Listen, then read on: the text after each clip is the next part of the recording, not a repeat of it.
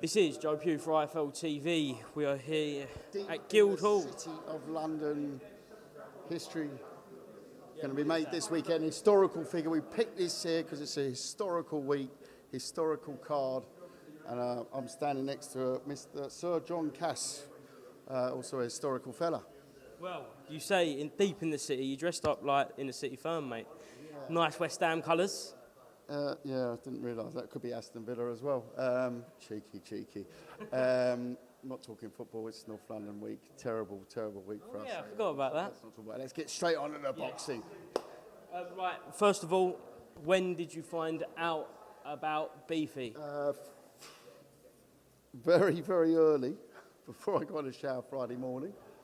And then it was, I think, massive credit to everyone who was part of the effort to when you get those sort of situations, you've got the choice of postponing, calling off. There's not the obvious choices, but it was always made very clear by everyone around the event that they wanted to keep the fight and find a tough as possible opponent. Now that involves finding someone with a good record, but finding someone who's also fit. Yeah? Who can make the weight, etc. And found someone obviously who was training for a fight, 13-0. So I think great job with everyone involved. Fantastic work. Amazing from His Excellency for backing that, for keeping that on the card. But also to Spencer Brown, to Adam Booth, everyone involved. For all the fighters that agreeing to it as well, Also for Josh to change to change the opponent at short notice on such a big fight, it is what it is. We'll talk about Ishmael in a minute, but from a personal... I've watched Ishmael Davis a few times. Yeah. Good fighter. Credit to him for taking the fight. Obviously it's our time to shine, that ain't changed.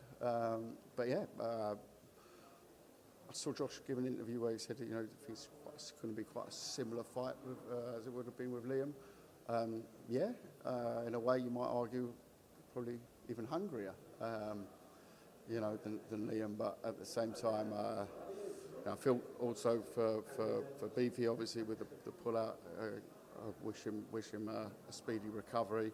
But at the same time, delighted that we've managed to find a great fight to keep on the show. Does the Liam Smith fight still happen further on down the line? Let's get past the weekend. We can talk about it's our time to shine and all this. It is, but it's got to happen. In boxing and sport, if doesn't matter.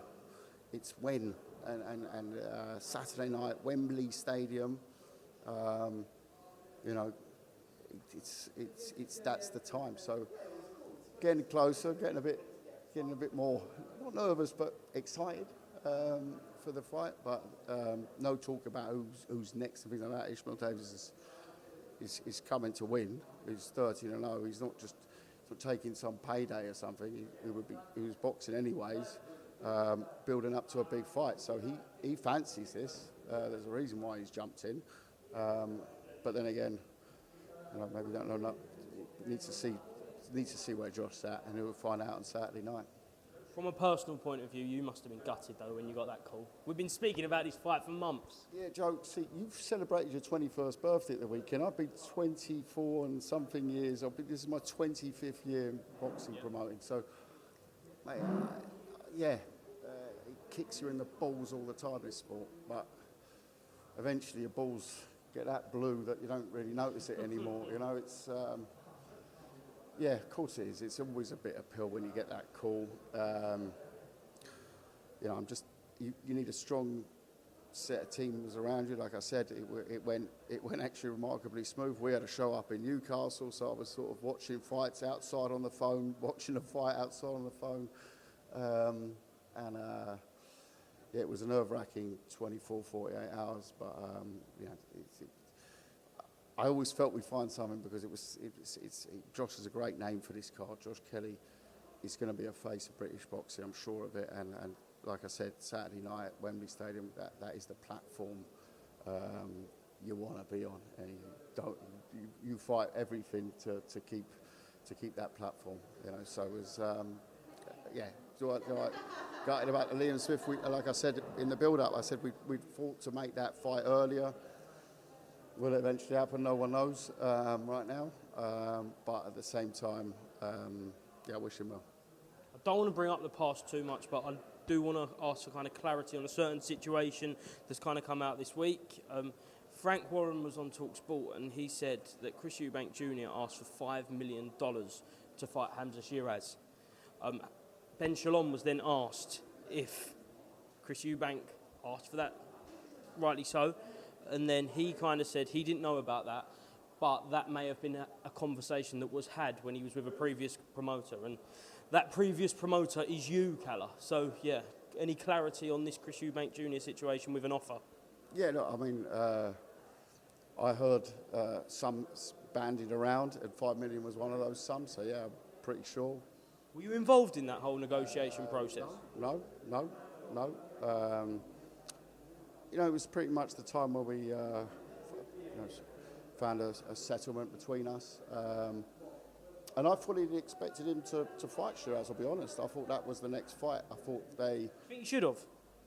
I don't see why not. But, I don't have to fight him. Junior's got to fight him, so Junior's a clever guy. He'll know what he's doing. Certainly easier to fight the guy he's fighting now, Zerameta. So yeah, SHEERAZ, yeah, of course it would be, but I don't know the insides. I'm not with them anymore, so they must have had their reasons. That everything, as George Groves once said, everything for a reason. So good luck to them. But yeah, no, I mean I think it's a good offer. It's an offer that I believe probably was made. Yeah. I'll back Frank on that. Last one on Chris. With everything that's going on with Riyadh season, he's part of it, you're part of it this week. The likely is at some point you will be in close quarters. Will everything be amicable with you? Is it okay when you rub shoulders with Chris Eubank Jr.? Well, I'm not going to take him on in a fight. That's for sure. I don't expect you to, Kalle. No, yeah, of course. Why would it not be? And we had, like I said at the time, I had so many great times with him, and you never know when you cross paths in this sport again.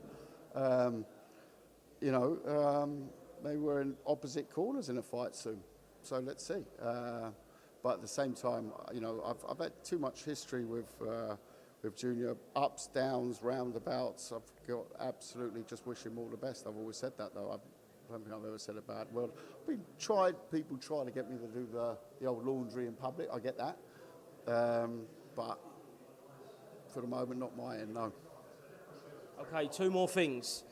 We've seen Ben Shalom, Frank Warren, Eddie Hearn around this week. There's been some awkward conversations on camera, on IFL. Yeah, I mean, I saw one yesterday. He said, "Are they in court over Josh Buatsi and settlements and things like that?" And I saw Eddie and Shalom. So that's an interesting one to keep an eye on. But it's boxing, Are you peacekeeper in this, or do you want to get involved? I don't really give a fuck. I don't. No, it's not nothing to do with me. Just in the whole promotional kind of landscape around this Riyadh scene. Involved, if Eddie's suing Ben Shalom over Buatsi, and that's their thing, isn't it? I wasn't really talking about that, to be honest, Kalle. Yeah. I mean, it's no secret. I've done 25, 30 big fights, probably more. You've done business with all three of these promoters? Yeah, of course I have. Yeah. With a few more as well. I don't think there's a promoter in the world that I haven't done business with, let's say, out of the top draw. But at the same time, I've probably worked the most with Eddie over the years. We've done some fights with a boxer as well. We've done loads of flights with Frank, going back to my dad's time as well. So no, I mean, again, I'm not really into the back and forth. So I've never really seen you in a back and forth.